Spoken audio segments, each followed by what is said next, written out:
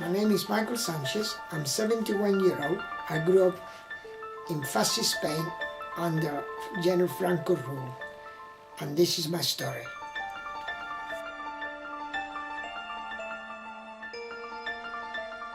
My father was a Republican, right? He was a commanding general in the Republic Army, and he was opposed against fascist ruling. While my father was fighting, my mother was like a single parent family. She was looking after me. Most of the time we hiding in different places, safe. You know, we live in La Linea in this particular time, which I remember.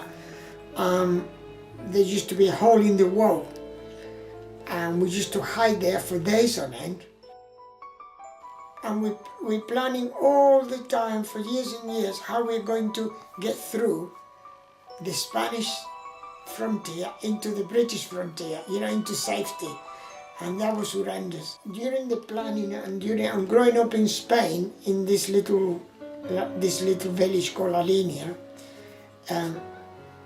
Franco and his army, we used to call his like the Gestapos, they were such a strong and powerful group of people that I have to be so careful who I speak to, who I mix with, what I'm saying. And every time I could smell the danger behind me, so I have to be very careful what I did and where I did go and who I mixed with. And it was horrendous. Danger, it was just round the corner. My life, it was very, very unsettled as a child. You know, it's not very nice to grow up as a child with a anti-fascist father, you know, mother, you know, anti-fascist parents. It was very, very difficult and very dangerous to live in that sort of situation. I remember after the Second World War, which Franco still very much, you know, in power, and everyone was scared of Franco, what he did, you know, the help that he gave to Hitler and everything. So Franco was very much, like we used to say, emotion, you know. And I remember, as a child, vividly, one day I was at this school, you know, and I remember these soldiers coming in, and other soldiers, a special brigade it was called, and these soldiers came into these two houses. They took this man out, the father, you know, and they actually took him out, put it up against this bar, and they shot them because they found out that he was talking against Franco and they were anti-fascist, you know. And as a child, to see somebody shot in the head with a .22 revolver, it was a horrendous thing to see, you know. I've never forgotten that, never in my life. The secret police was even involved in the church. They used to be dressed as fathers, you know, priests. And they had a gun and in one pocket and the rosary on the other, all dressed up in black.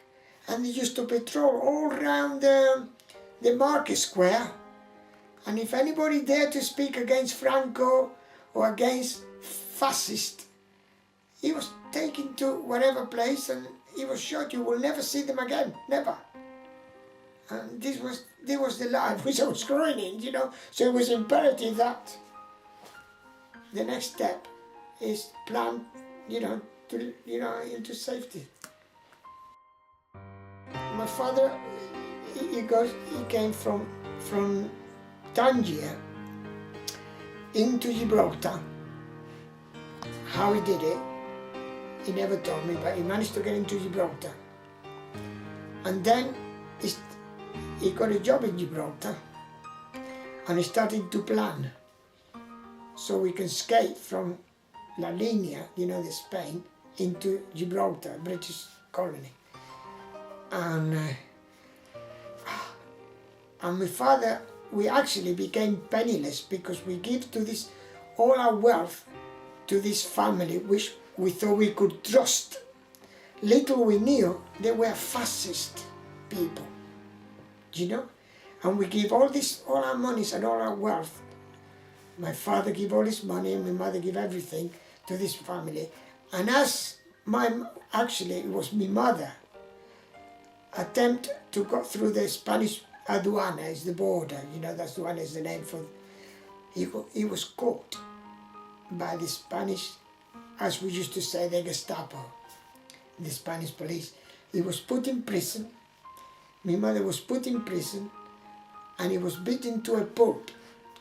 It's only by luck that the people which was left looking after me in Spain, we knew another group of men like the resistance, and they attempt to get my mother out, and they got my mother out, and my mother got out of the neck after prison, and then we waited for another week, and this second time my mother attempted to go through again, but this time we didn't go through the aduana. We went through the railing, through the wire, you know, through the railing. We actually did it by Gibraltar Bay, illegally, you know. And I was then, they dressed me up as a girl, because by this time they let me grow long hair and ringlets, you know, ringlets. They call Spanish called tirabuzón, the ringlets. And I was trained how to speak like a girl, walk like a girl, behave like a girl for a long time. And this lady took me legally through the aduana, to the Spanish border, dressed up as a girl. I never forget that, but I was very scary, think I might even get caught myself. But eventually we did it. It was painful and it was dangerous. I will never forget, but you know, we did it. And then the next thing is history, really, you know. Once we were in Gibraltar, then we planned other things, you know, better things to come. Here you go.